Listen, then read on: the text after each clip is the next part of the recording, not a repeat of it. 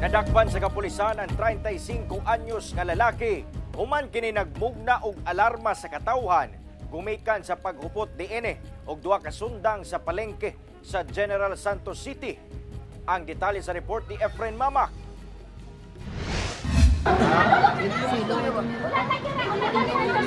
Nangalisang kini mga residente diyang dunay usa ka lalaki nga nagpupot og duha ka sundang samtang nagbarog sa atubangang bahin sa usa ka tindahan sa public market sa General Santos City pasado alas 4 sa hapon adlawng Sabado. Gikahadlukan matud pa kini kay basig manigbas taod-taod. Duna matud pay kabanay niini nga babayi ang miduol kaniya ug nagpakiluoy nga itunol ang gikuptang sundang.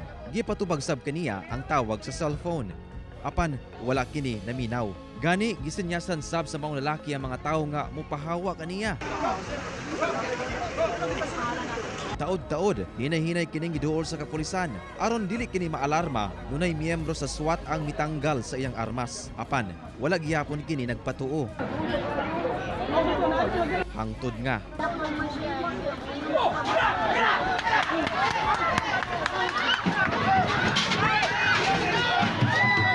gikalit kini og aresto sa otoridad.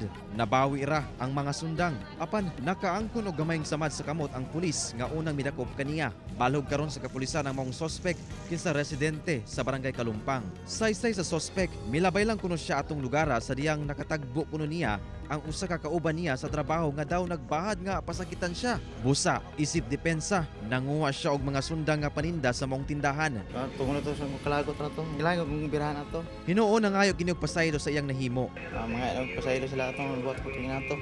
Sumala sa live-in partner sa maong sospek kinsa wala na miatubang sa kamera. Gibati matud pa og grabing stress sa trabaho ang maong sospek. Siguro sobrang naka-stress sa iyang kinabuhi, yawa ma-address sa pamilya. So it turned into labi nagdi kakaon or nakainom pa or naka-drugs.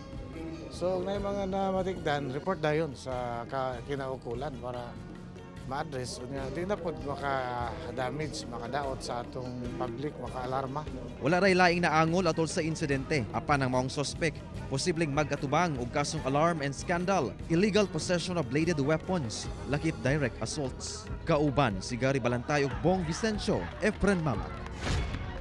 1 Mindanao.